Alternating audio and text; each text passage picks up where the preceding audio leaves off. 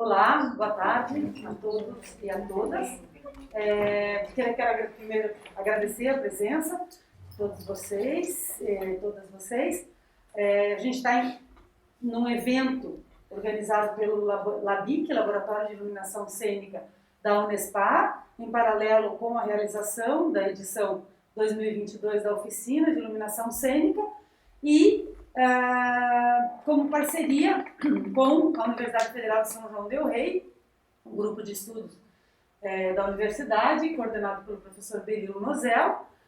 Estamos organizando esse ciclo de palestras e uma atividade de pesquisa em relação ao registro e à documentação da iluminação cênica.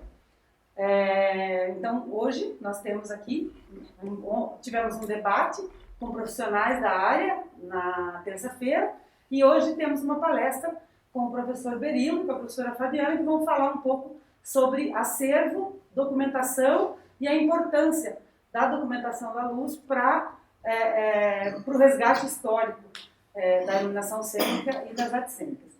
A palavra está com vocês, muito obrigada pela presença, muito obrigada por terem vindo e é isso aí, aproveitem. Obrigado. Obrigada. Boa tarde. Bom, eu queria agradecer demais a Nádia, a parceria e aí a Unespar, que a gente já vem desenvolvendo várias parcerias aí, São João e Unespar. Também agradecer aqui ao Teatro Guaíra e toda a equipe, toda a recepção aí nessa semana. Como a Nádia falou, nós estamos iniciando um trabalho de pesquisa, um projeto apresentado com sede lá em São João del Rei, na Federal de São João del Rei, dentro de um grupo de pesquisa que eu coordeno, que é o Grupo de Pesquisa em História, Política e Cena. Dentro desse grupo tem um núcleo de estudos, que é um núcleo de estudos de técnicas e ofícios da cena.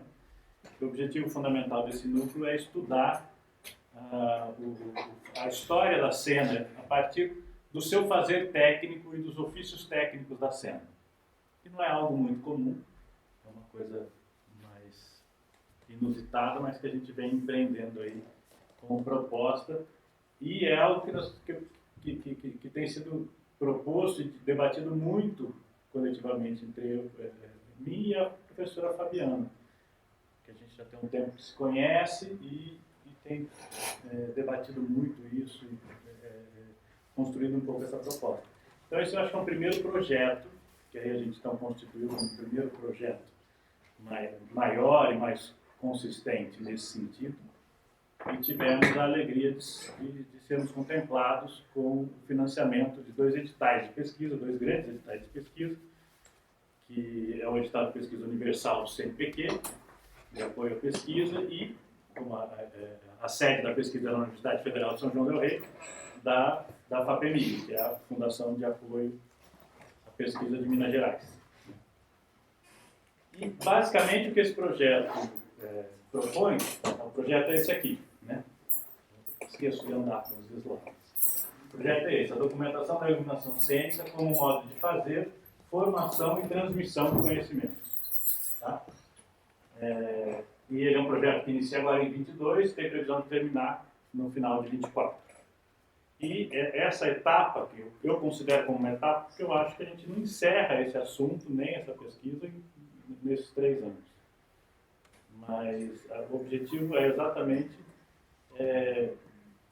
circular dentro de um certo espaço geográfico, que foi possível pelo montante de financiamento que nos foi dado, e conversar com pessoas envolvidas no processo, no trabalho da iluminação cênica, desde iluminadores, criadores, técnicos, operadores, ou seja, aquelas pessoas que de alguma forma produzem e utilizam os documentos para entendermos um pouco quais são esses documentos, como que a gente pode identificá-los, ou criar uma certa tipologia, mas aí depois a gente fala mais tecnicamente sobre essas questões. E a partir daí, então, dar um primeiro passo no sentido desse estudo da técnica e de uma perspectiva de estudo histórico da cena e do teatro, através da técnica e dos fazeres da técnica, via os documentos. que são produzidos por esse fazer técnico. No caso específico da iluminação. Né? Então, eu esqueci de passar, mas é isso aqui que eu acabei de falar. O objetivo, né, e os objetivos mais específicos. O outro é de realizar uma certa coleta. Agora, nesse momento, o interesse da coleta é para um trabalho analítico desse documento, ou seja, para conhecê-los, entendê-los e compreendê-los na individualidade, porque a gente sabe que tem uma certa individualidade em relação a quem os produz e a cada lugar, a cada região, a cada espaço, mas também entender o que apesar das individualidades, esses documentos têm em comum, né? O que eles conversam. Então, tudo bem, tem diversas formas de fazer um roteiro de luz, que é um documento. Mas tem algo que perpassa todos os roteiros de luz como documento, ou seja, como característica do que é aquele documento, né? Para que ele serve, quais são os objetivos, como ele é feito, como ele se constitui. Então, é um pouco essa discussão que a gente está ainda propondo, tá? Nesse momento. Tá? Então, a gente começa exatamente por o que é um documento da iluminação cênica. Para falar um pouco sobre o que é um documento da iluminação cênica, a gente vai dar um passo e falar um pouco sobre o que é documento, enfim, em geral, e aí então eu vou passar para a Fabiana, depois eu volto. Tá bom. Aí você me fala o que eu passo. Passa. Bom, boa tarde. A gente vai começar, para começar essa conversa também, encadear aí, eu acho que tem uma pergunta essencial que é o que é um documento, né? Porque um documento é uma palavra extremamente polissêmica, né? É igual teatro.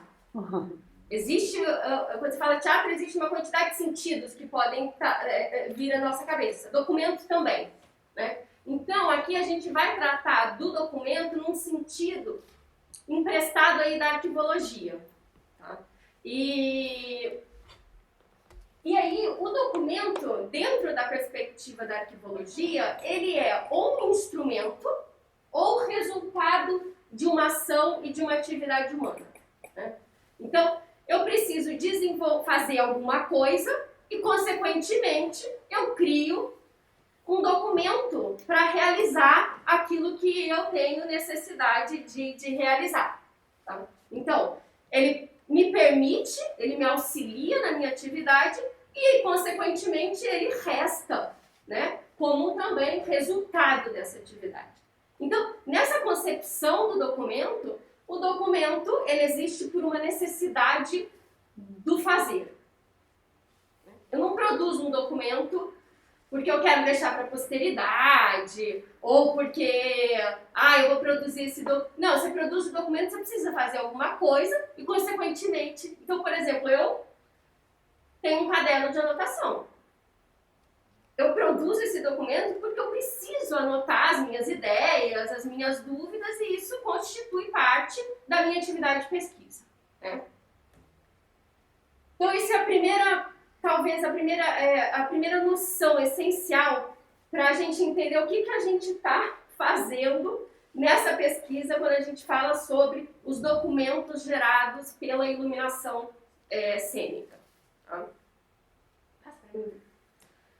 E aí, nessa perspectiva, como que a gente vem pensando o documento nessa relação com o fazer teatral? Né? Bom, o documento, a gente pode começar a pensá-lo a partir das funções que existem na construção do espetáculo e em seus diversos momentos. Né? Então, a gente está falando aí um pouco das funções. Essas funções também podem estar ligadas aos elementos que constituem a cena. Tá? Para a gente pensar nessas funções, e aí ali do lado, numa tabelinha, eu elenquei algumas. Tá? São algumas, só para dar um exemplo. Né? E já vou dizer aqui que eu já tentei colocá-las ali de forma... elas estão organizadas por ordem alfabética. Tá? Justamente no sentido de que não existe nessa nossa perspectiva uma função que seja primordial ou principal ou que tenha mais valor que outra. Né? Então, tem aí algumas. Todas essas funções geram documentos. Todas. Né? Pensar só nas funções não dá conta. Porque no interior das funções, a gente também tem que pensar elas em vista, em termos, quando a gente está atentos e atentas à produção documental, a outras variáveis. Por exemplo, os ofícios. Dentro de uma função, a gente pode fazer exercício aqui pela própria iluminação, e aí vocês vão me corrigindo, porque quem já está convivendo comigo esses dias sabe que eu não sou da iluminação. Então, eu estou aprendendo muito ainda sobre iluminação. Então, dentro da iluminação, a gente tem o iluminador, a iluminadora, operador, a operadora, a equipe que monta, né? Assistentes, só para colocar os que mais imediatamente vem à nossa cabeça. Hoje tem mais uma que é o programador. O programador. Ou programadora. Ou a programadora. Então veja, cada um também vai gerar, se não um documento, especificidades num outro documento. Então, dentro da função, a gente pode pensar nesses ofícios, que podem ser desenvolvidos pela mesma pessoa ou não. Né? Isso vai depender também do quê? Das dinâmicas de produção. Né? A gente também tem que se atentar para isso. Como que se organiza a criação e a produção de um espetáculo nessa relação com essas funções. Tá? Também varia o gênero de espetáculo, se a gente fala de um musical, ou se a gente fala de um teatro, digamos, de grupo, é completamente distinto. Né? Se a gente quiser pegar numa perspectiva da história lá para o passado, um teatro que era chamado de teatro dramático, para um teatro de revista, um espetáculo do gênero musical é outra completamente, também é muito diferente. Tá? E por fim, o contexto histórico. Nada disso é parado. Né? Essas variáveis são extremamente dinâmicas e a relação entre elas também. E isso afeta a produção documental. Né? Então, hoje tem o iluminador e a iluminadora. Lá atrás, quem desenvolvia? Né? Ou então, a gente também pode pensar no operador e na operadora. Lá atrás, quem fazia isso? Às vezes era contra a regra. Então, isso vai também afetar a produção documental. E para olhar os documentos, precisa estar atento a toda esse contexto de produção que ele é bastante amplo e diverso. E por fim, eu sempre gosto de chamar a atenção que às vezes a gente pensa que só tem produção de documento na criação, digamos assim. Se bem que falar em criação, quando acaba a criação, quando começa a criação, mas tem documento produzido na criação, na execução, na realização, na divulgação e, para não esquecer, na própria recepção do espetáculo. A gente tem documentos que são produzidos pelo espectador e pela espectadora. Né? Eles são parte do acontecimento cênico. Tá? Então, essa é uma premissa, né? Pode passar, obrigada. Aqui, eu levantei também, assim, muito... de forma muito explicente, só para título de ilustração, alguns documentos com que eu venho trabalhando em termos do fazer teatral, né? Então, tem alguns que são específicos de determinadas funções, como, por exemplo, o primeiro ali, o álbum de fã. O próprio nome já nos revela, talvez, de que função que ele se relaciona, né? Que é da recepção, ali do espectador e da espectadora. E alguns, muitas vezes, a gente dá o mesmo nome, mas ele pode ser feito por funções distintas. Deixa eu ver, talvez o diário de processo. Eu posso ter um diário de processo de diferentes pessoas que estão ocupando funções distintas na criação de um espetáculo. Tá? E aí, Mesma coisa a maquete. A maquete ela também ela é utilizada de forma distinta, dependendo da função que usa esse documento, produz e usa esse documento. Tá? E tem alguns que sumiram, digamos assim. Não sei se eu coloquei algum deles ali, mas tem alguns que, dependendo do processo histórico, acabou sumindo. Eu adoro dar o exemplo da parte. Não sei se, né, a parte eu acho que ela é muito emblemática. Eu não trouxe nenhuma imagem dela aí, mas a parte era um texto teatral utilizado pelo ator ou pela atriz que só tinha a fala do personagem que aquela pessoa ia interpretar e a última palavra, que era a deixa. Era a parte que correspondia a ela, né, ou a ele no espetáculo. Em termos da atuação, esse documento foi substituído.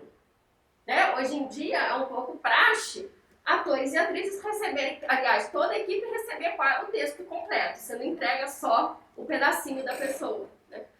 Mas durante muito tempo, né, e não é assim lá no século XIX, durante até um pouco ali meados do século passado, se usava a parte. Só que como as funções mudam, né? Os ofícios, o que é atuação, por exemplo, muda, o entendimento, acaba mudando o documento, alguns somem, outros mudam de cara. Né? Então, por exemplo, a gente pode pensar no próprio roteiro de som que está ali, né, de sonoplastia, mas o roteiro de contrarregragem que tinha antigamente, então, efeitos de som e de luz, porque o contra-regra muitas vezes era o responsável, e hoje em dia você tem um roteiro de operação de luz que é separado do roteiro de contra-regragem. Então, muda a dinâmica, muda o documento, porque ele atende a isso. E aí, chega um pouco, esse aqui eu fiz logo já, agora está super adaptada à vivência desse momento, né? Como que a gente estuda esses documentos do fazer teatral? Bom, primeiro a gente tem uma ideia geral que é decompor, né, o documento a partir da investigação do seu uso. Interessa saber por que ele é daquele jeito em vista de como ele atende à necessidade dos 12 das artistas, tá? 12 das técnicas. Né? Então, a gente estuda o documento tentando entender que atividades ele tá ali representando. Né? Para que usou? Por que fez desse jeito, com essa cara, o documento? Para isso, a gente procura estudar os manuais, né? Ou as obras de referência no âmbito do teatro, do nosso âmbito de investigação. Então, por exemplo, dicionários de teatro ou manuais técnicos, publicações técnicas que nos revelem como as coisas são feitas. Então, aqui eu tenho 2 exemplos. Um, que é o mais novo que eu estou usando, que é o do Marcelo, né? O manual Haja Luz, publicação, e uma publicação bem lá para trás, que é técnica teatral, acho que poucos conhecem, né? Que é um manual do Otávio Rangel, que era um ensaiador, outra função aí também, digamos, em desuso, que foi publicado na década, se não me engano, entre 1940 e 1950. Então, essas obras são super importantes para a gente, só elas não bastam, então a gente também precisa conversar com quem elabora e usa os documentos. Então, precisa entender esses documentos da perspectiva de quem usa. Parece quase óbvio, às vezes, né, falar isso. Mas é uma metodologia de pesquisa que é bastante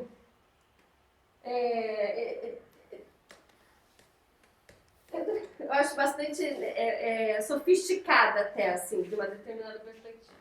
Então, e quando a gente fala conversar com quem usa, de diferentes lugares, de diferentes, digamos assim, linhagens, né, que aprendeu com não sei quem, que passa para não sei quem, de diferentes regiões, porque isso também muda, e que ocupe diferentes ofícios dentro do fazer teatral, né? Então, ali eu achei extremamente emblemático essas imagens, porque tem eu e o Berilo conversando com o Kur, e depois eu tenho o Berilo, e a gente conversou com a Nádia e com o Guerreiro aqui do teatro. Então, acho que são representativas as imagens dessa diversidade que o olhar tem que atender para poder, de fato, entender essa documentação, né? Além de recolher e olhar para os próprios documentos. Só que por que isso não é uma sequência, né? A gente faz um vai e vem entre esses procedimentos de pesquisa a todo momento.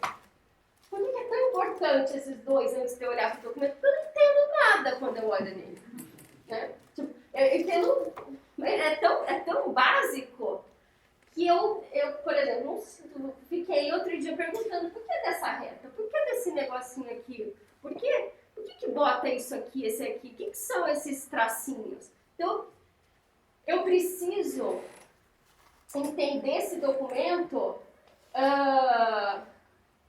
justamente na sua ação, né? O que ele proporciona como ação. Bom, isso a gente está falando em termos de produção documental. A gente entra num outro aspecto quando a gente vai falar do patrimônio documental do teatro, né? O patrimônio, ou seja, aqueles documentos que são investidos, são entendidos, né, com um valor histórico-cultural e informacional importante e representativo dessa área específica do teatro ou das artes cênicas. Quando eu falo sobre isso, eu extrapolo o âmbito da produção, porque eu já entro no âmbito da salvaguarda, né? O patrimônio tem a ver com preservação, né? Então, quando a gente pensa no patrimônio, a gente está pensando nessa salvaguarda, que é um material instituído, entendido como importante e representativo da gente, né? Da gente aqui, da gente do teatro, da gente das artes cênicas. E a gente, então, entende que ele tem este valor e vai salvaguardar, ou seja, vai tentar manter ele no para sempre.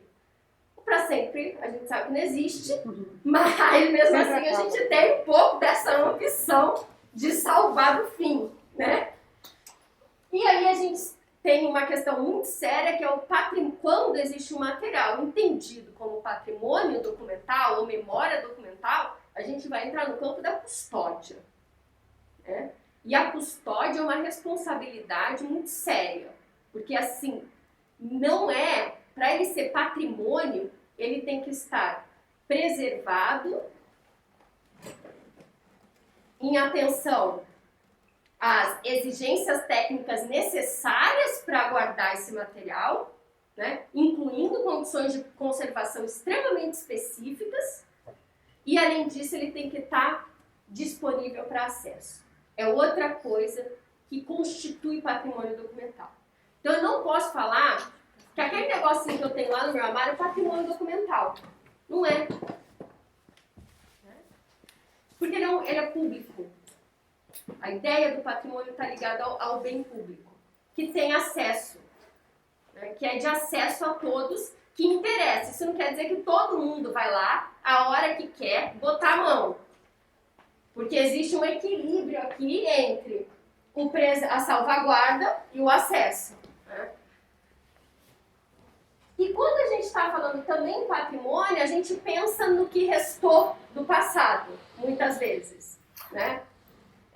Mas a gente também tem que se atentar para uma gestão do patrimônio no sentido do que eu quero deixar para o futuro. E aí essas coisas vão ligar daqui a pouco àquilo que a gente estava conversando sobre o que a gente produz no fazer e, consequentemente, isso que a gente produz que a gente também quer deixar para depois, né? Quer guardar para o amanhã. Né?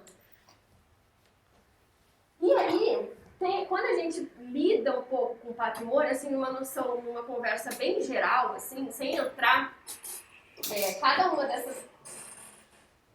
desses tópicos, a gente poderia desmembrar em outros tantos. Mas a gente tem que pensar o que se guarda, né? Como se guarda e por que se guarda. O patrimônio, ele não é dado, não é algo estabelecido, entendido, ele é uma construção sociocultural. Então, ele faz parte de um processo histórico com o qual a gente se relaciona. Então, a gente pode observar o que existe como patrimônio hoje, inclusive pensar em como a gente quer que ele se forme amanhã. Né? E aí, aqui, para a nossa conversa, acho que interessa mais o como guardar, entra em algumas considerações técnicas bastante importantes, mas que foge, acho que um pouco aqui do nosso objetivo. Então, quando a gente pensa o que guardar e por que guardar, a gente está pensando na constituição dos acervos. O que existe nesses acervos que a gente diz que é o material que forma o patrimônio documental das artes cênicas ou do teatro? Isso vai incidir naquela discussão que a gente aqui, né, o que eu estava falando antes, que é os documentos produzidos pelo fazer artístico. Será que todos eles estão nos acervos teatrais? Será que todos eles estão em igual quantidade, digamos assim, nos acervos teatrais? Acervos teatrais têm bastante de todas as funções? Né? E aí é óbvio que não. Né? E a gente pode também pensar o que leva, o que participa. São diversos fatores que vão participar aí, que vão ser responsáveis pela formação desses acervos em vista da sua constituição, que tipo de documento estão ali e que são considerados, então, patrimônio. E aí eu elenquei alguns, mas isso é o que eu estou pensando agora. Né? A gente pode... Isso aqui também é fruto de uma pesquisa em processo, então aqui não é uma grande resposta, né? Tem algo que é bastante determinante nesse sentido, que são os estudos teatrais. Porque quando a gente está falando de patrimônio, a gente está falando de acesso. Então, aquilo que se usa também determina o que se guarda. Aquilo que se usa como fonte de pesquisa, né, como objeto de estudo, também determina o que se guarda. Tá? Então, tem não é a mesma coisa, mas tem uma relação aí entre memória e história muito direta. Tá? Então, os estudos teatrais, o que é considerado objeto de estudo no interior dos estudos teatrais é fator decisivo quando a gente pensa na constituição dos acervos. A própria hierarquia das funções, né? Essa constituição é um reflexo também da hierarquização das funções na dinâmica, no cenário cultural.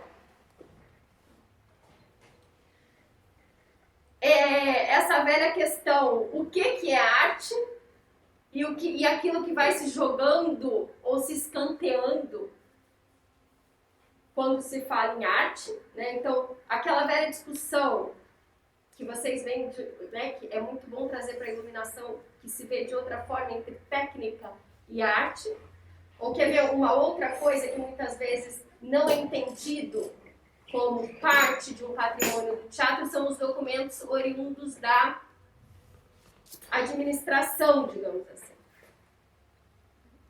Então, muita gente não acha que um contrato é peça de acervo teatral. Um contrato, para quê?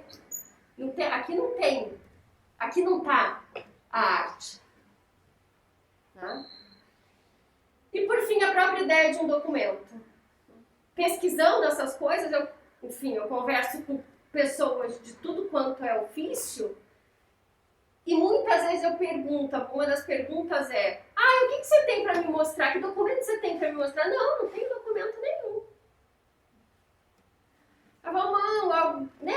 Eu começo um rabisco, uma anotação, aí começa a chegar. Porque não há um entendimento de que aquilo é um documento. Claro, porque às vezes quando você fala em documento, a pessoa ou pensa na carteira de identidade, digamos assim, ou naquilo que é a Lei Áurea, sei lá, sabe? Aqueles documentos históricos que estão... E ela acha que aquilo que ela produz não é documento.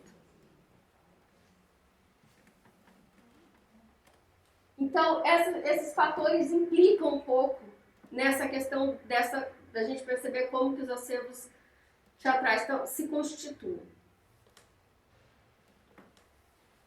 Aqui eu entrei, mas não entrei, só esbocei essa questão dessa relação entre a constituição dos acervos do patrimônio documental do teatro e os estudos teatrais, né?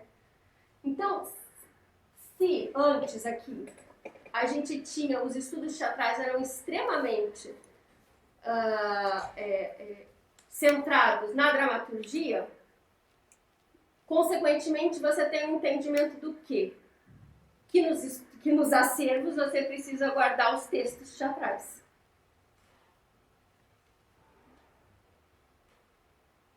Há uma reviravolta em termos do processo histórico da constituição desses acervos, quando também se privilegia o espetáculo.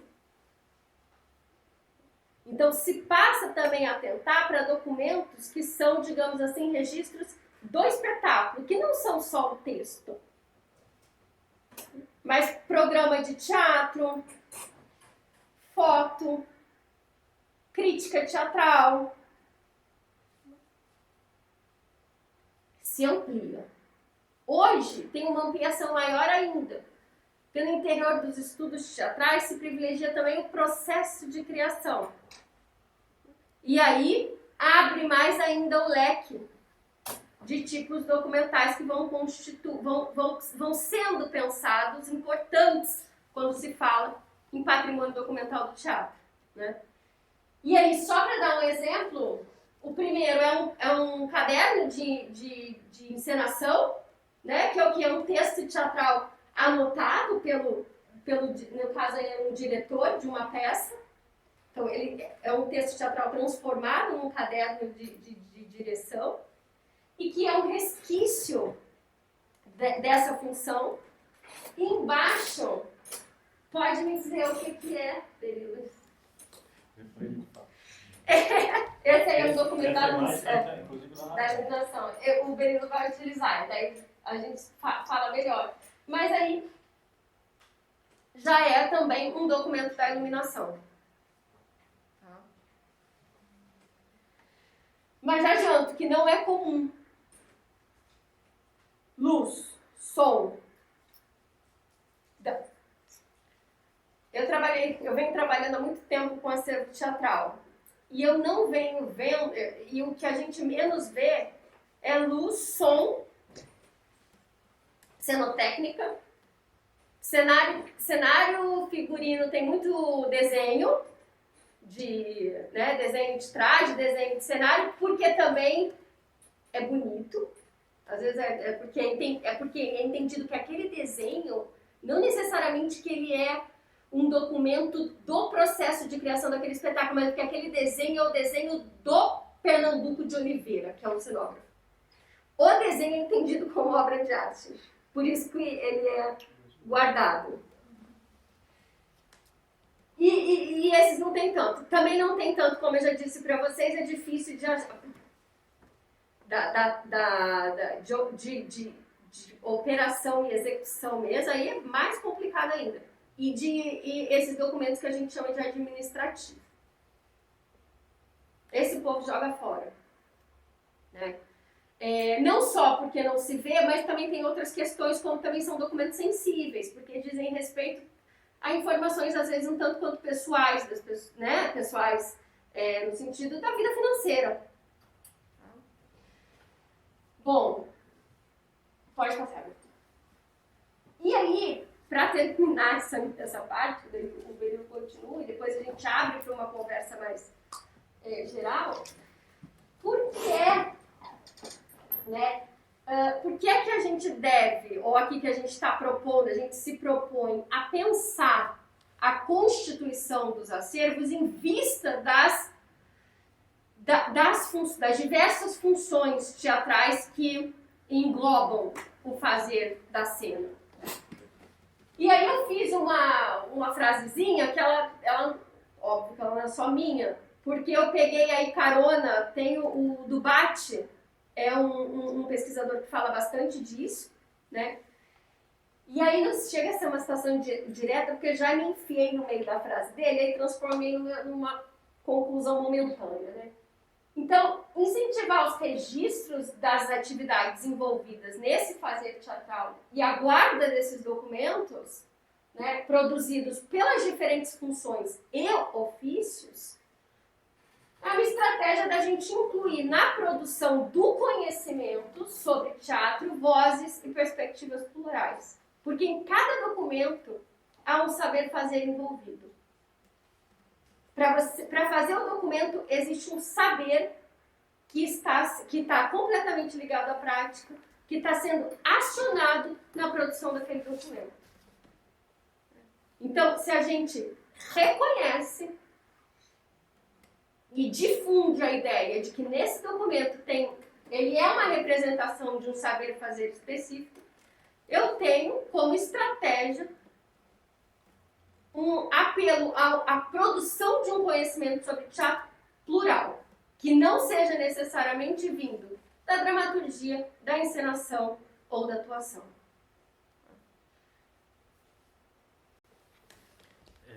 Bom, antes de passar para o próximo slide, que já começa a minha fala, eu queria, a partir da fala da Fabiana, falar algumas coisas que introduzem, né, essa segunda parte que eu vou falar. Eu vou falar mais especificamente, então, dos documentos da Luz e do trabalho em andamento agora, né?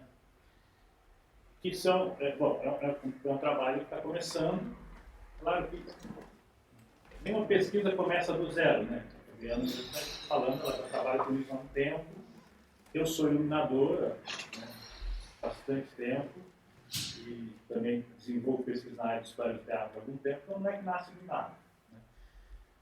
Mas é nova. Então, ela traz muitas questões, hipóteses e perguntas, mais do que respostas, mas essas perguntas, porque eu falei que essas perguntas também não quer dizer que elas são perguntas vazias de respostas, são perguntas que a gente inclui possíveis respostas a elas, né?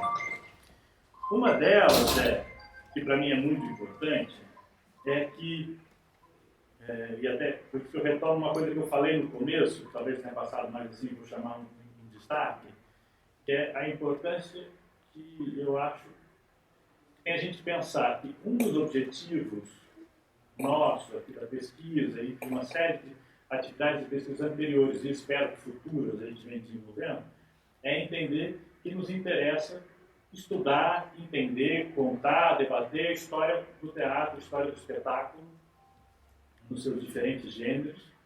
E nesse sentido, a iluminação, como um fazer, assim como outros fazeres, eles constituem esse todo que é essa história, né?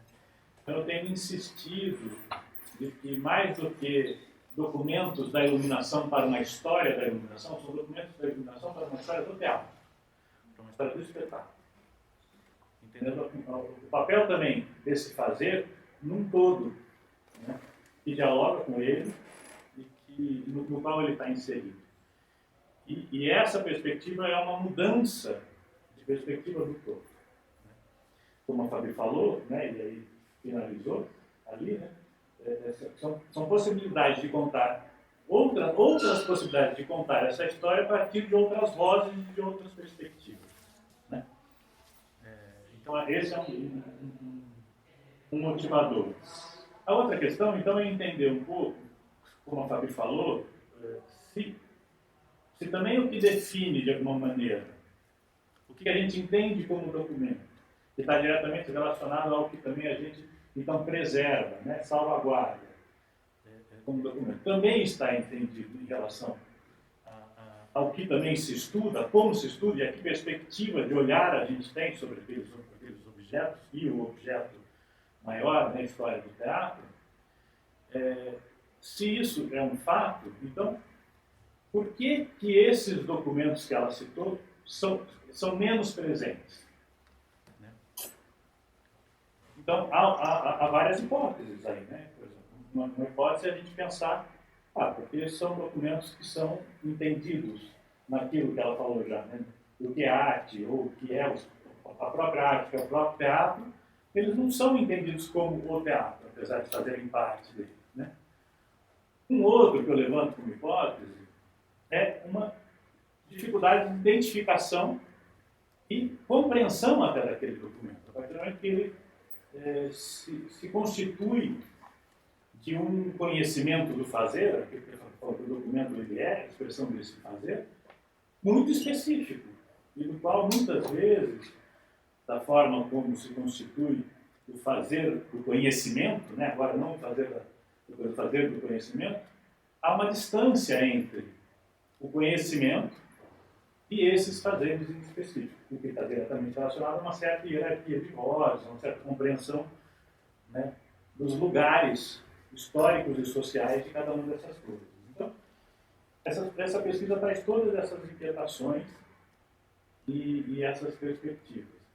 E aí chega num lugar que para mim é muito legal de estar vivenciando agora, que é, a Fabi começou a falar dela dizendo que ela não é da iluminação, então ela tem exatamente ainda essa dificuldade de entender e está tentando entender esses documentos.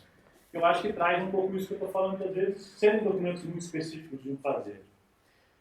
Por outro lado, como pesquisador, aí eu como pesquisador e iluminador, fico me perguntando também me pergunto cotidianamente ao fazer da pesquisa, o quanto que esse meu conhecimento prévio pode também me ajudar, mas pode me atrapalhar no processo na relação com esses documentos. Porque também trazem certas perspectivas de compreensão dele, previamente prontas a partir de um fazer que é pessoal meu, e que não necessariamente expressam a totalidade de um documento que não fui eu que gerei no fazer da luz. Não sei se ficou claro. Né? Então, nesse sentido, uma certa hipótese já começa nessa primeira viagem nossa, e nessa relação dessa semana que está sendo riquíssima para mim, acho que para todos nós, né? Que é essa de que essa hipótese, que não deixa de ser verdadeira, mas ela perde um pouco das margens de limitação dela, de que esses documentos também não aparecem tanto, ou não são tão estudados, ou não são tão preservados, ou uma outra questão, né, Fabi?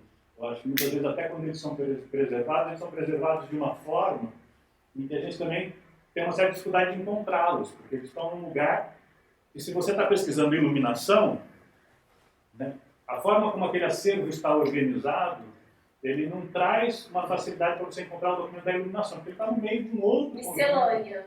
Miscelâneo, no meio de um outro conjunto documental. E ou você tem a paciência de sentar lá e ficar olhando documento por semanas, às vezes, para achar né, coisa que muitas vezes na dramaturgia você chega lá e põe lá, vestido de noivo, tem a dramaturgia do vestido de noivo na cara e te dá, em 5 minutos você acha.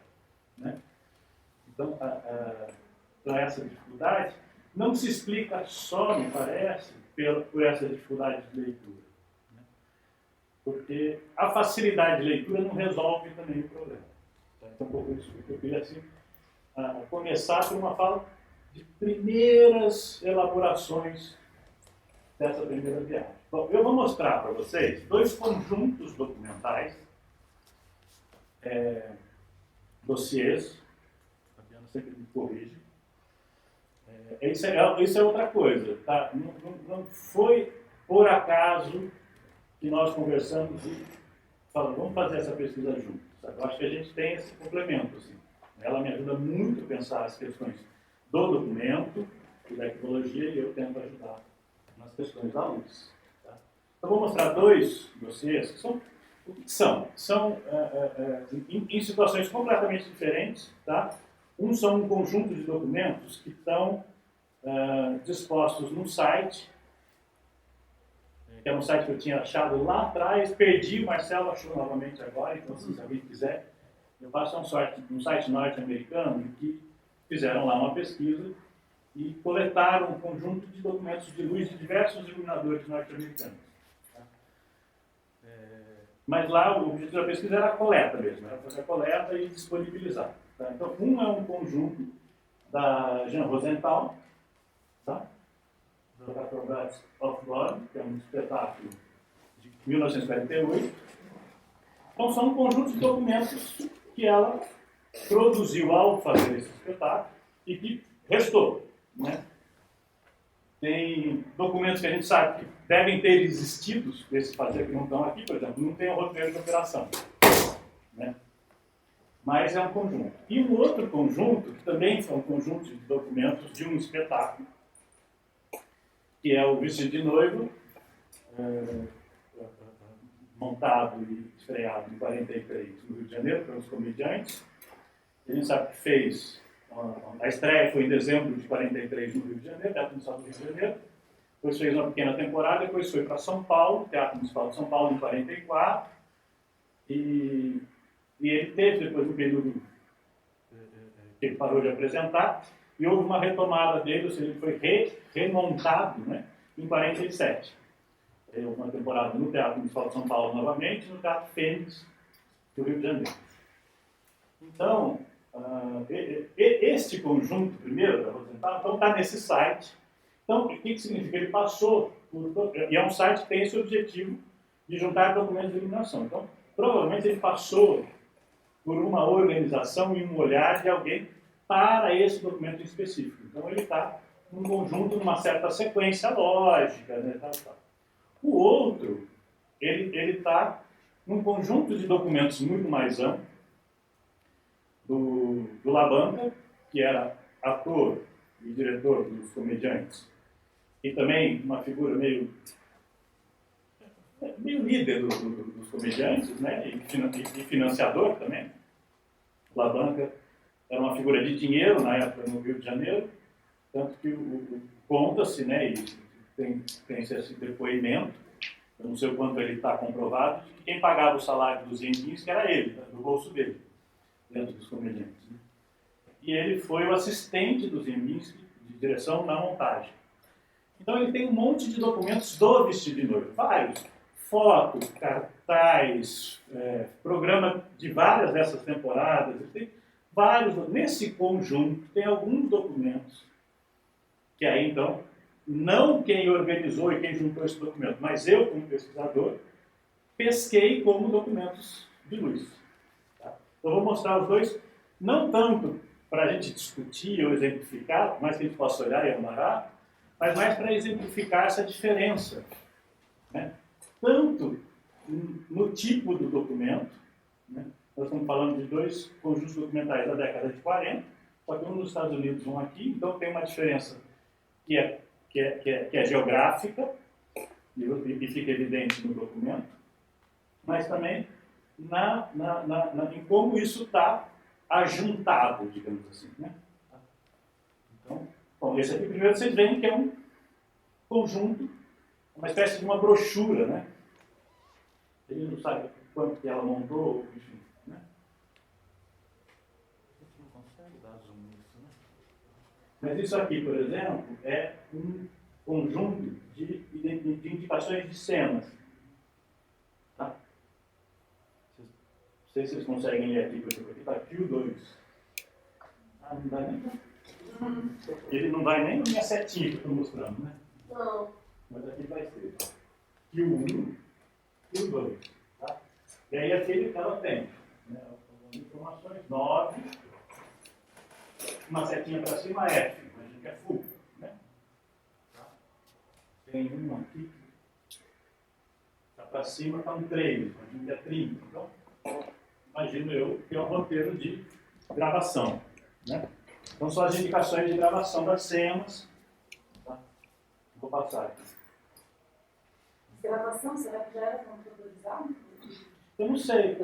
Ah, não, mas estou chamando de gravação qualquer tipo de programação prévia que você faça, nem que seja como aqui naquela mesa que você fazia aqui no humor, né? Tá? Depois tem um outro, que é uma sequência de um roteiro de afinação.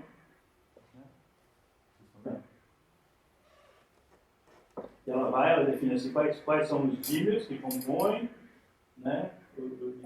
E os desenhos, ela faz um de cima, né? E um de frente. E toda uma sequência de roteiro de afinação. Estão vendo? E o mapa, né? Esse é da Jean também.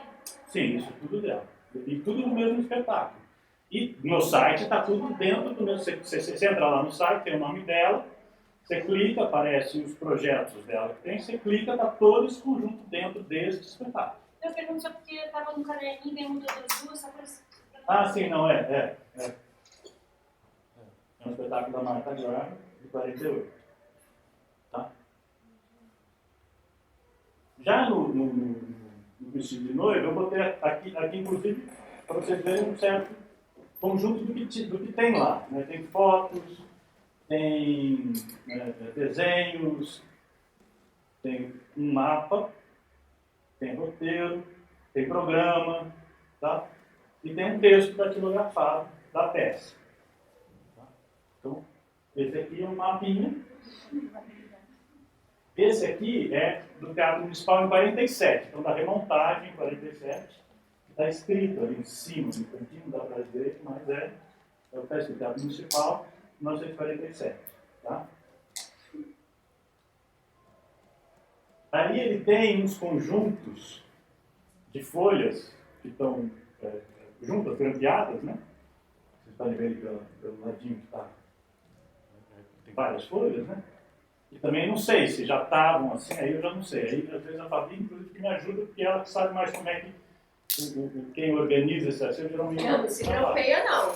Isso aí veio assim. Já Deve ter vindo assim. já era para ter tirado do grão. Então, Tá vendo? não se grampeia não. E tem umas coisas que você começa a intuir, porque não tem as informações. Né? Por exemplo, esse aqui ainda tem lá, Teatro Municipal, São Paulo, 1947. Que ajuda, né? Esse aqui não tem nada. Mas olhando o conjunto que tem lá, é perceptível que tem alguns documentos num papel mais novo, com uma tinta de caneta mais viva, né? E um desenho mais... como é que eu vou fazer isso? É um desenho mais retinho, assim, mais certinho. E tem um outro conjunto que é um papel mais antigo, mais velho, mais desgastado, a tinta está mais apagada. Então, a gente imagina que são uns mais antigos e outros mais novos. Então, por exemplo, esse aqui faz parte desses mais novos. Esse aqui já... Está vendo? E como esse aqui tem um conjunto com essa mesma cara, como esse aqui tem um conjunto com essa outra cara. E aí tem vários desenhos de afinação. Brasão, assim. Sim, esse aqui. Tem vários que tem esse brasão. Né? Foi feito num papel timbrado, então, do próprio teatro.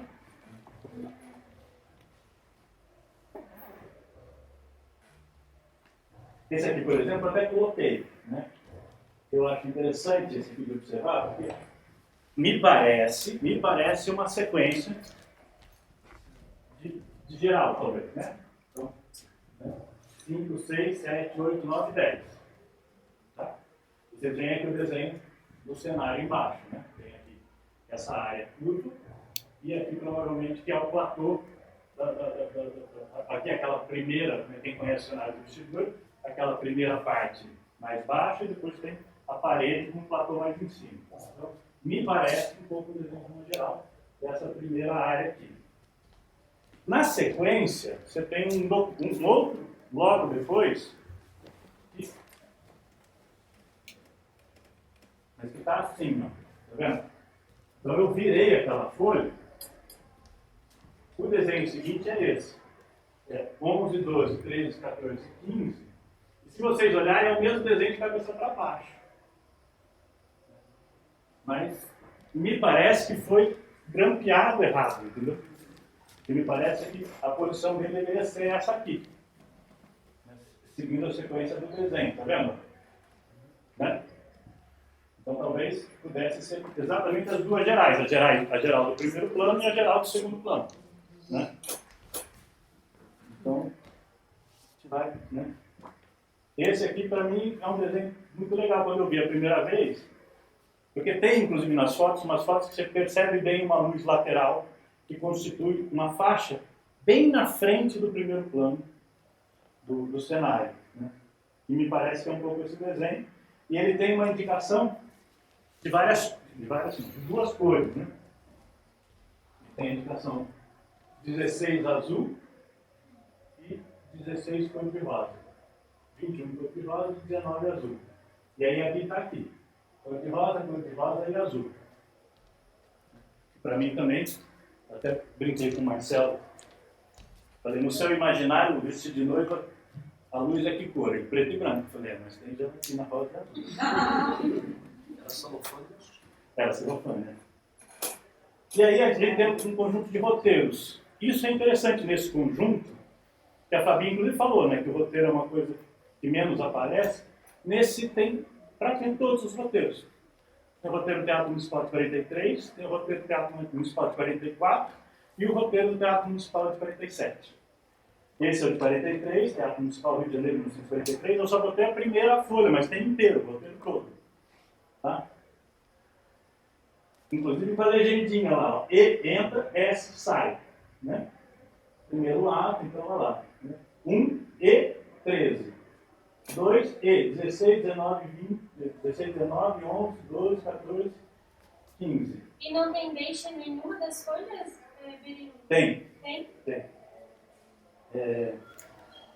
Até eu me perguntei sobre isso. Até porque... Porque eu olhei e falei, eu Esse aqui não não entendo. tem. Esse não tem. Esse tem algumas Meu primeiro indicações. roteiro só de programação da história foi realmente revolucionário. Não precisava da deixa, era só para programar. Aqui, ó. Esse também não tem. Esse é o de 44. Teatro Municipal São Paulo, 44. Esse também não tem. Tava na cabeça. Não, nenhum tem deixa. Tava na cabeça. Tá na cabeça. Nenhum tem deixa. O tempo da Salmoura era na cabeça. Esse é o de 47. Acende, apaga, acende, apaga. Mas não tem deixa. Bom, mas se você pensa que a mesa era diferente, isso pode ser um roteiro de operação para um dos operadores de luz, que é aqueles que ficavam lá na alavanca e etc. Exatamente. E recebendo a deixa de alguém, né? Assim, prepara, vai. E aí ele já fazia isso e tirava os outros. Provavelmente o cara que estava fazendo isso não estava nem vendo o palco. Sim. É porque é o que a gente chamou de stage manager, né? Que é o cara que manda em tudo, sabe? Exatamente. É o cara que sabe que entra, que sai, que troca figurino, não sei o que dá deixa pra todo mundo. Exatamente. Que é uma educação americana isso, inclusive. Mas esse é um espetáculo que a gente não pode esquecer, que é um espetáculo amador. Lá em 47, mas ele é um grupo amador. Essa é uma questão que ele estreou no Teatro Municipal. Né? Mas os grupos amadores usavam o municipal. No Rio, isso Mas não é... usava a técnica do Municipal? Os técnicos que executavam não eram do Teatro Municipal? Até mesmo porque era uma profissão bem específica, porque você, naquelas alavancas ali, Operador, Era eletricista cênico. corria energia elétrica, né? E você não sabia, não era qualquer um que podia subir e descer aquelas alavancas. Era eletricista cênico mesmo, então era e deixa mesmo. E às vezes vinha do cara do ponto, inclusive. O cara do ponto que dava, mesmo que dava um peixe, era o mesmo que passava deixa para você, passava através do sinal, que vinha outro. Era tipo telefone sem fio, né? Bom, mas Sim, isso o são cara hipóteses, operação, né? Isso são só hipóteses. Então, mas aí vem uma coisa, são duas coisas que me saltaram aos olhos quando eu me deparei com isso aqui, que foi mais ou menos, não vou lembrar, mas com certeza foi antes de 2019, tá? Que eu me deparei com essa documentação. A primeira coisa, gente, que quando eu me deparei com essa documentação, faz cair para trás, foi assim, gente, como é que isso aqui existe? Se refere a um espetáculo considerado, em qualquer livro de história do teatro brasileiro, como um espetáculo que revolucionou a história do teatro brasileiro. Por conta, outras coisas também, mas por conta, de forma muito importante, contundente, talvez primeira, da iluminação, e ninguém falou dessa documentação. Aí eu sei um pouco. Sim, aí a Fabi me respondeu. Pode responder. Não, é porque daí entram aqueles diversos fatores. Um deles é a própria forma como a gente também pensa essa apresentação. Esse é um conjunto documental que foi doado. Eu não vou saber os detalhes todos, mas ele foi doado até o final do século passado para que era a Funarte, né? Então, o Serviço Nacional de Teatro. E ele ficou, um grande pedaço, ele ficou guardadinho num lugar. Isso que significa o quê? Guardadinho. Exato, né? Só depois, quando a instituição começa a fazer projetos para trabalhar com esses com pedaços do seu acervo em específico, e lá dentro há uma mudança de mentalidade técnica que se pegou o acervo do Labanca para tratá-lo. E aí criar, além de organizar, criar um instrumento de pesquisa, que é fundamental para que todos nós saibamos o que tem no armário, né? Então, só depois disso que isso aparece.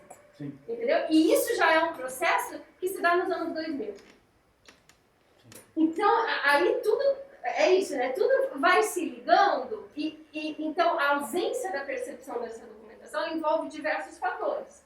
Inclusive esse, da dificuldade de tratamento da memória documental no nosso país. Né? Ainda que a gente tenha tido grandes avanços. Sim.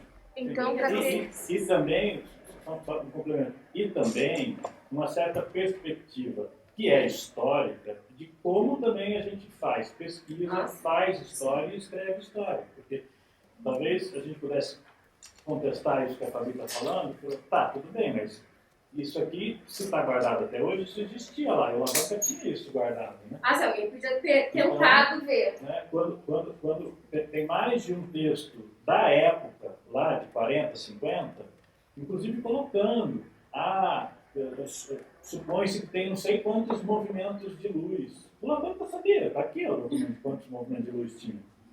Tá? Tudo bem. Acabei que tirei só das primeiras. A coisa em torno de uns 140 movimentos. Então, o próprio Labanca podia ter levantado a mão e falar, eu sei quantos tem, sabe assim? Mas é porque, na verdade, não se constituía aquilo como uma questão também. E também isso, a pesquisa a partir de indícios. Sim. Né? Se falava muito e se pensava a história do teatro muito a partir do que se falava. E não necessariamente em vista de uma pesquisa que envolvesse uma documentação. Não, acabou falando que eu iria colocar que teve que ter um novo processo de catalogar algum documento para ter o acesso ao acervo, para que aí chegasse essas informações, sabe? Essa mudança de mentalidade mesmo, de técnica, né? E da própria pesquisa, né? Então, que o Berilo colocou, então vão se relacionando, né? Uma das coisas que, por exemplo, a gente conversa muito é como a gente ainda precisa muito treinar pesquisador e pesquisadora de acervo. Sim. Porque muitas vezes não se acha as coisas porque também não sabe buscar. Então vários, né, variáveis, só para também não é que tudo é por um único fator, né? Sim, aí tem até uma narrativazinha dentro disso que ela está falando, que eu já faço a propaganda aqui para o amigo, né? Não, aí, exatamente em 2019, por isso que eu falei que é antes de 2019 que eu entrei em contato com essa documentação. Eu tive num evento lá em Goiás, organizado pelo Rodrigo, né? Torres. E aí lá eu assisti a apresentação de um pesquisador de mestrado, estava desenvolvendo o mestrado dele, sobre a luz do vestido de noiva. E ele tinha ido até a Funarte. E ele fala na fala dele, eu não encontrei nenhum documento da luz. E aí eu falei, opa, eu sentar. Você quer, te dou a dica, dei a dica, e ele foi lá atrás. Então, saiu essa semana o livro dele, lançado o livro dele. Mas não sabia do jeito. Não, porque exatamente porque não está. Se você procurar algum documento de luz do vestido de noiva, você vai achar. Entendeu? Porque isso está numa miscelânea de um acervo pessoal. Entendeu? E aí a Fabiana, inclusive, que me deu a dica da onde que ela vai lá, aqui, que aqui você vai achar coisa. Entendeu? Então, tem esse treino também. Lugar, sabe? Tem as duas coisas, tem o treino do pesquisador, mas tem o entendimento desse pesquisador de como é que esses acervos são organizados. E tem também o nosso trabalho enquanto pesquisador de formiguinha, de modificar também a forma como esses acervos são. Aquilo que ela falou no começo também, o que define isso é como a gente faz pesquisa, ou seja, a gente demonstrando que existe um interesse nesse tipo de documento, aquilo que eu falei. E ela falou também da dramaturgia. Chegou lá no acervo, vou procurar um documento de luz do vestido de noiva, você não tem no catálogo de entrada na base de dados, né? Não está catalogado por iluminação. Com certeza a dramaturgia vai estar, a peça do vestido de noiva vai estar. Mas talvez daqui a alguns anos já esteja também catalogado de luz. Então, não achei aqui o nome, mas vocês procurem, e se tiverem interesse, é um e-book, que é a dissertação dele sobre a luz do vestido de noiva, e é o primeiro trabalho, então, que eu tenho notícia aqui. Ele usou esses documentos, ainda de uma forma muito inicial, até porque eu acabei falando isso, porque ele está no final já para defender, então também não é uma pesquisa toda feita, mas em que ele usou esses documentos. E a distribuição é gratuita, é um e-book, então se tiverem interesse, vocês me falam, que agora eu não estou achando, mas eu faço. Tá? Período, só por curiosidade, quando ele achou os documentos, alguma coisa, se você soubesse, não souber, não tem problema. Você falou que chegou bem no final. Teve alguma coisa que, olhando para os documentos, divergiu ou mudou muito o caminho da pesquisa? Não chegou a mudar. Mas eu acho que evitou, que depois eu li a dissertação dele, eu acho que evitou, e ele tinha consciência disso, que a dissertação dele fosse apenas, para usar um termo que uma velha professora minha usa, apenas um requentar marmita. Sabe? Apenas, assim, repetir um pouco a partir de uma perspectiva, talvez um pouco diferente, a mesma coisa que já se falou milhões de vezes. Eu acho que ajudou ele a fazer uma dissertação em que ele trouxe alguns dados e algumas coisas que ele não teria como trazer se não fosse com esses documentos. E agora está espalhado, né? A pesquisa dele espalha esses documentos. Exatamente. Para além dele, inclusive. Eduardo Teixeira. Eduardo Teixeira, é isso o nome dele. E o livro você tem? Tá baixando. Tá, vou baixar. A outra coisa agora, então, que eu queria falar, que foi outra coisa que eu trouxe, e aí eu trouxe até uma fala do Aurélio, que eu adoro, tudo em forma luz, não é isso? E a outra coisa que a gente tem que entender, enquanto pesquisador de história do teatro e história da luz, enfim, é que não são só os documentos de iluminação que nos informam sobre luz. Então, para a gente não cometer, entre aspas, 1000 aspas, aí o erro, né? Os pesquisadores de história do teatro que desconsideraram os documentos de luz, a gente também não realizar o mesmo erro, ou seja, desconsiderar uma série de documentos, como, por exemplo, documentos administrativos, né, um livro caixa de pagamento de salário, ou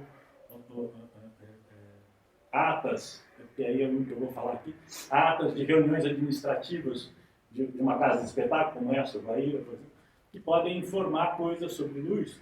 Só porque não são documentos da luz, a gente descarta e não foi. Né? E aí eu trouxe... A própria lista de compras, né? Sim, a lista de compras é fundamental. Eu trouxe 2 exemplos. Na minha cabeça tem 1000 exemplos, mas eu trouxe 2 que são 2 com os quais eu já lidei diretamente. Tá? Um é um exemplo que está no livro da Cristina Grazioli, do Tiombro, História, Teoria e Prática da Iluminazione Teatrale, que é um livro de história da iluminação italiana, né, escrito lá na Itália.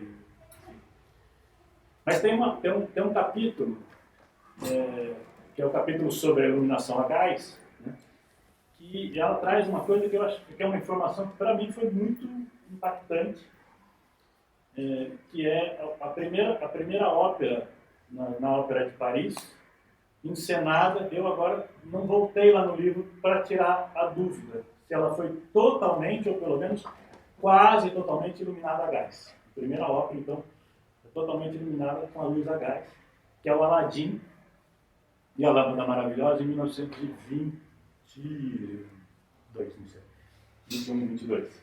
Mas é no início da década de 20. Tá? E, na verdade, a informação que ela traz é que,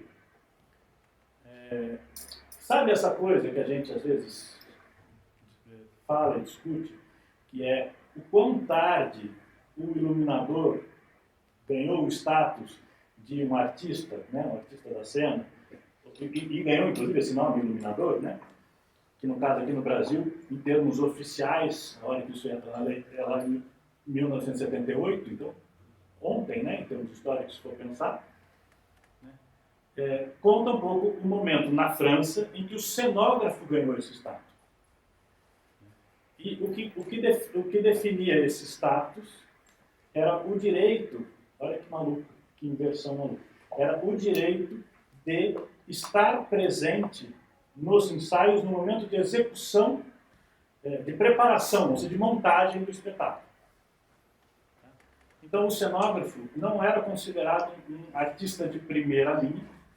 Então, ele fazia, sim, o desenho, o projeto, mas, a partir daí, ele não tinha mais acesso a isso. Isso passava a mão do diretor de cena geral e dos maquinistas, e eles executavam isso, e o cenógrafo não via, não acompanhava, não dava pitaco, não fazia nada. Segundo, e aí, os documentos em que ela vai percebendo isso, vai vendo isso, não são documentos nem da cenografia, nem da luz. Um deles é o próprio cahier de charge. A Nádia, para traduzir para a gente, eu traduzi como... Como é que é? O que de chave? Cahier de charge. Cahier de chave, caderno de trabalho. Caderno de trabalho, que é um conjunto de normas de trabalho da casa. As normas de trabalho, de como se trabalha. E uma das coisas que diz é isso, só tem direito de entrar em cena pessoas convocadas por suas funções ou serviços, que são, então, autores e compositores das obras do repertório, embaixadores, ministros, empresários e secretários de embaixada. Tá? E o que acontece nesse momento? Com a iluminação a gás, a distribuição das fontes luminosas, ou seja, dos pontos de gás, vira uma questão fundamental para a constituição daquele cenário. E o cenógrafo dessa montagem é o Daguerre, que depois vai inventar o daguerreótipo, né? E ele vai defender, ele faz uma solicitação à direção-geral da Ópera de Paris, e aí há uma sessão, uma assembleia de deliberação na Ópera de Paris, e ele é convidado a participar, e aí ele prepara toda uma argumentação de por que o cenógrafo tem que estar presente no momento da construção do cenário. E é a primeira vez, então, que se muda esse cahier de charge, e a partir daí o cenógrafo passa a ser um dos artistas a ser necessário sempre para acompanhar. E o argumento dele não é cenográfico, é de luz. É a distribuição das fontes de luz no cenário. Então, achei uma informação, e é uma informação que ele encontrou, então, exatamente nas atas de reunião da Comissão de Administração da Ópera de Paris. Ou seja, não é documento de luz.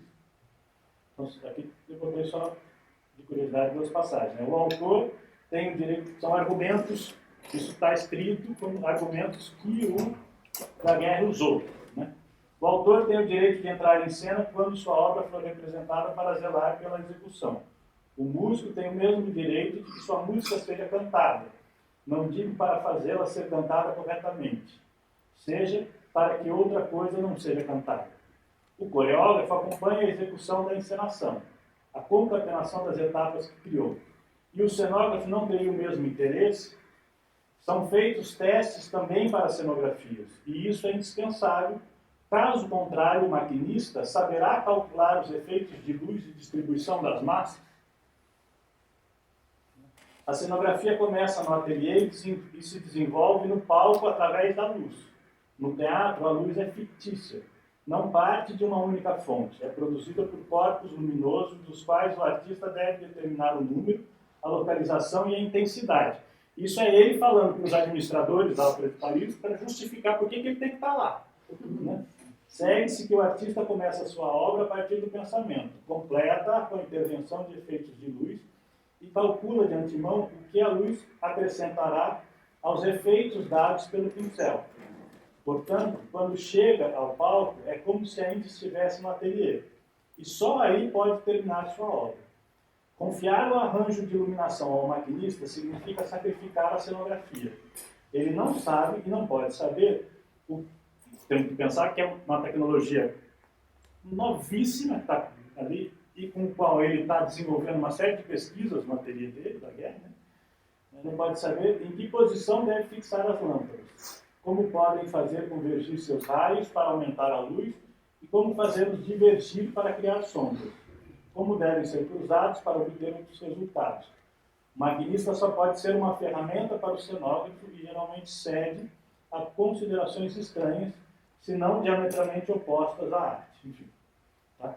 Mas é só para dar esse exemplo da onde que ela encontrou, enquanto pesquisadora, uma informação bem interessante e importante dentro da história da luz, que não são documentos da luz. E a outra é a própria dramaturgia. E aí é um trabalho que eu venho desenvolvendo desde um outro projeto de pesquisa, que era esse aqui, Iluminação Cênica e Metateatro, fazer o pensamento da iluminação entre o real e o ficcional. Foi um projeto que eu desenvolvi de 18 a 21, também com financiamento, né, do CNPq e FAPEMIG, cuja ideia era estudar algumas encenações de dramaturgia que o Pirandello escreveu na década de 20 na Itália. Porque o Pirandello é dramaturgo, mas entre 24 e 28 ele foi diretor de uma companhia de teatro e ele encenou muito das suas peças. E me interessava verificar em específico uma peça que era os 6 personagens, que é a peça mais importante dele, que ele escreve em 21 e encena ele mesmo dirige em 25 por essa companhia. E é uma companhia financiada pelo Estado, né? É um detalhe que aqui, no caso, não impacta tanto, mas eu sempre acho importante dizer, pelo Estado fascista na Itália. Né? Poucos sabem. Poucos sabem. Né? O Estado fascista dá a ele o dinheiro para ele construir praticamente. Ele reforma, né, na verdade, um teatro, mas ele equipa esse teatro com o que tem de mais moderno em termos de iluminação, cenotécnica, etc. Então, durante esse período, ele foi talvez o teatro mais moderno tecnicamente da Europa, e uma companhia estável, com salário pago, tudo, enfim. Então ele tinha na mão ali uma estrutura de produção invejável. Né? E há alguns indícios, e neste caso eu não tive acesso à dramaturgia, porque aqui no caso não me interessa a dramaturgia enquanto texto literário, mas enquanto um documento que me traga algum indício do passado, ou seja, do contexto e do momento em que ela foi produzida. Então, mais do que a dramaturgia, o que eu pude encontrar foram alguns depoimentos, algumas críticas e algumas cartas desse período em que ele estava fazendo isso. E o que foi possível perceber por essas críticas, cartas e depoimentos é que há uma série de mudanças que ele propõe na versão de 1921, que é a primeira versão, e a versão que nós conhecemos hoje, se vocês forem numa livraria e comprarem uma peça dele, que é a versão então, de 25 depois que ele encenou. E as diferenças que eu pesquei, tem muitas delas relações com a questão da iluminação. A primeira delas, que eu intuo que tem a ver com a questão da iluminação, é a relação entre palco e plateia. A primeira versão, de 21, é uma versão em que toda a peça acontece dentro da caixa cênica. A versão de 25 nós temos cenas na plateia. Eu imagino que tem algo um certo potencial técnico da iluminação, pensando esses anos, e através de uma série de outros documentos, que são o próprio desenvolvimento técnico da iluminação, nesses anos que é radical, né? Tem uma frase do Craig desse período, 24, mais ou menos, em que ele diz que uma das coisas que mais o espanta em termos de iluminação é a possibilidade de iluminar áreas isoladas do palco. Posso iluminar o ator com uma luz e o cenário com outra luz. E ele fala, há poucos anos atrás isso não era possível. Então, acho que tem algo aí.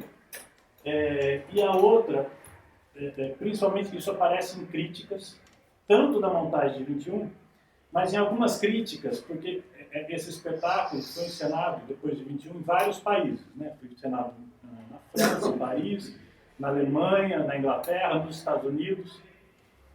E quando o Pirandello encena em 25, ele viaja por todos esses países. Então eu encontrei algumas críticas que comparam.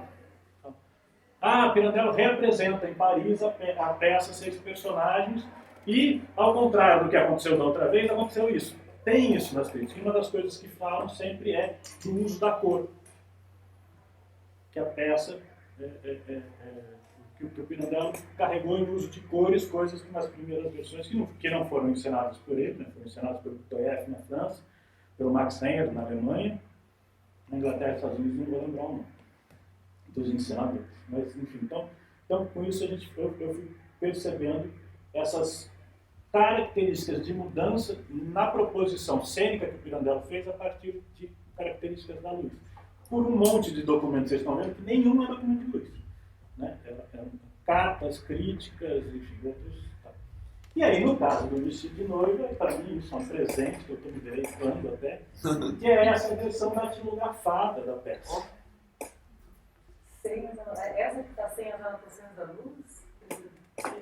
Ela tem umas anotações, eu não consegui ainda identificar muito bem de várias coisas, mas ela me parece, por um nome que está aqui, que é o Turkov, que ela foi usada por um ator. Turkov era um ator dos comediantes. Esse nome traz um nó ao outro, que a gente conversa bastante, eu estou tentando destrinchar, porque o Turkov, na versão, quando os comediantes montou em 43, o Turkov não estava no elenco. Porque ele estava no elenco de outra peça, que estava inclusive excursionando, estava fora do Rio de Janeiro. Ele entra no elenco em 47, na remontagem de 47. Então dá a entender que esse texto foi usado nos ensaios para reencenar a peça em 47. Só uma pergunta, só para me agradecer agora. Depois do vestido de noiva, o próprio Nelson Rodrigues começa, no próprio texto, em outros textos, a colocar conotações de luz, né? Até o vestido de noiva não tinha. Então, eu ia falar disso agora. Aí, o que eu fiz? Eu vou até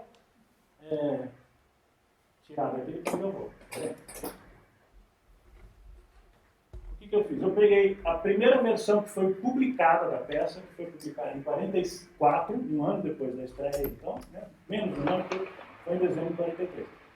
Que foi publicada, inclusive, numa revista, o Cruzeiro, né?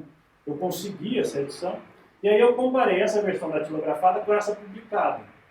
O primeiro ato da versão datilografada tem 5 indicações de luz. O primeiro ato da versão publicada tem mais de 40, sabe? 47. Oi? Eu só achava que fosse inverso.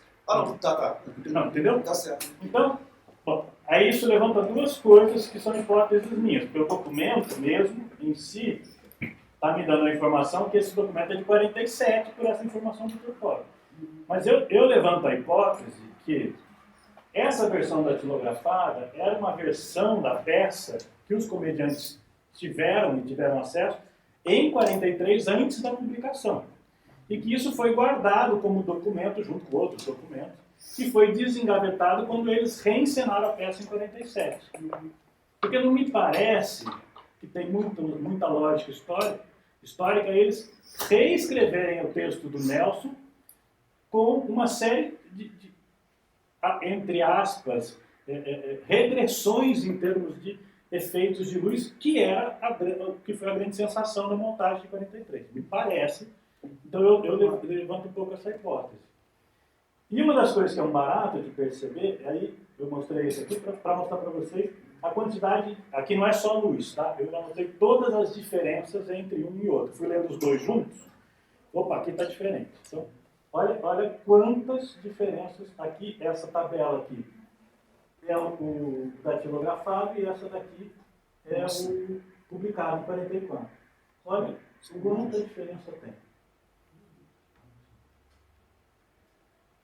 Você notou qualquer diferença? Qualquer ou qualquer diferença.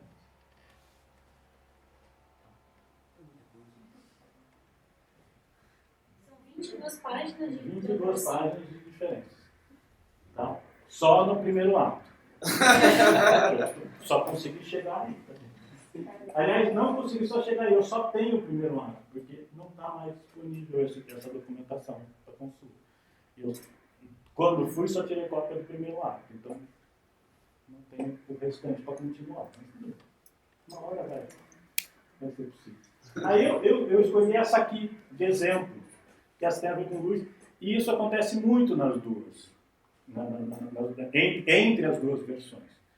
Uma das coisas que eu reparei é que na versão datilografada, a relação entre os planos existem, a proposta dos planos existe, mas a relação entre eles é uma relação de simultaneidade, ou seja, eles estão sempre em cena. Não é que um plano desaparece e o outro aparece. Eles estão sempre em cena. O que o Nelson propõe de jogo cênico é uma espécie de jogo como é que chama? De estátua. Então é isso. Os personagens se mobilizam, eles estão no plano da alucinação. Tá? E aí vai acontecer uma cena no plano da realidade. Olha como é que está a rubrica no datilografado. Os personagens se mobilizam. Sala de operação. Imobilidade das personagens enquanto durar a conversa na sala de operação. Olha como está na versão publicada. Apaga-se o plano da alucinação, luz no plano da realidade, sala de operação.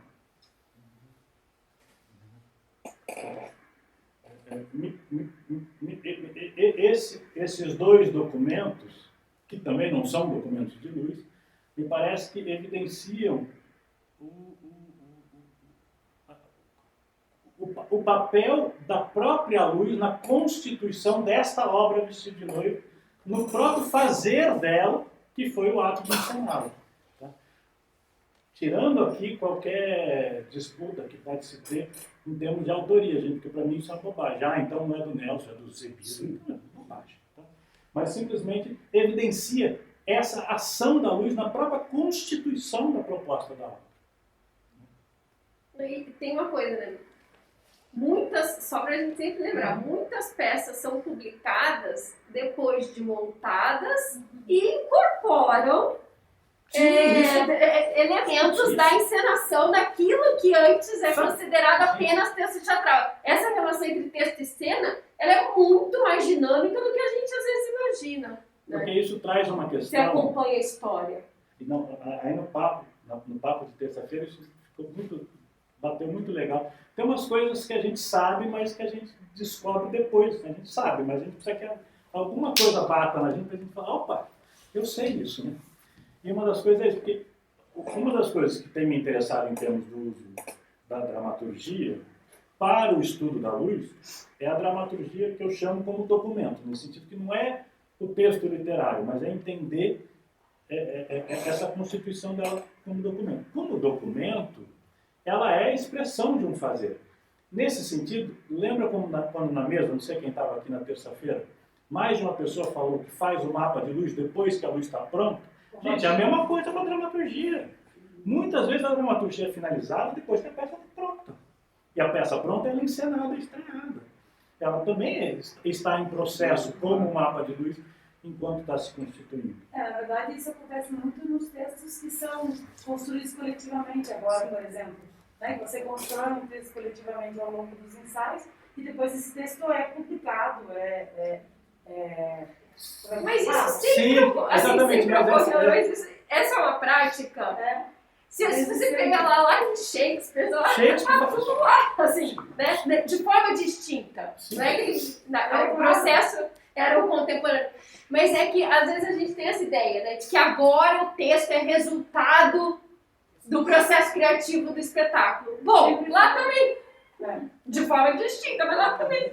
Aqui também. Eu estou trabalhando agora o texto by heart do Thiago Rodrigues, com o meu grupo lá da Aliança Francesa, e é muito engraçado, a gente já leu 4 versões, em francês, em português, 2 versões em português, 3 versões em português e 1 versão em francês. E cada versão, cada publicação é diferente da outra, porque essa é uma peça que o Thiago não cede direitos, ninguém pode montar, só ele, porque é uma história dele. E cada vez que ele apresenta, ele já apresentou essa peça mais de 200 vezes, 250 vezes. E cada vez que ele apresenta, ele põe clássicos, alguém transcreve e publica. Então, cada publicação desse texto tem coisas que não tem nos outros. É muito maluco, assim. Mas é isso, né? É o teatro vivo, é o teatro acontecendo. Bom, aí a gente pode abrir, mas concluindo a minha fala, um pouco aqui, era um pouco também chamar a atenção dos potenciais que os documentos vários podem trazer para uma pesquisa, e não só histórica, pode ser uma pesquisa estética, pode ser uma pesquisa, né, que envolva a iluminação cênica e a importância que os documentos da iluminação cênica têm para além da história da iluminação cênica. Então, um pouco essa é a ideia. Né? Falei isso com a Nádia quando a gente estava construindo a proposta da vinda, que eu acho que era uma fala que ela se direciona tanto a nós, iluminadores, e vamos botar aí nesse campo também, que também estamos produzindo o documento para entender o que é que nós estamos produzindo, por mais que a gente não precise, a partir de agora, como o Fábio falou lá, não é que eu preciso a partir de agora, tá, então a partir de agora eu vou começar a fazer todos os meus documentos, porque... não é essa a questão, mas entender que né, qualquer anotação, qualquer rabisco, qualquer coisa, é resquício de uma experiência histórica e, portanto, se ela permanecer de alguma maneira, ela leva indícios dessa experiência histórica. E também a pesquisadores, tanto de luz quanto não de luz, para entender o potencial da pesquisa através dessas fontes. Tá? É um pouco isso que a gente tem tentado aí caminhar, divulgar, debater com as pessoas.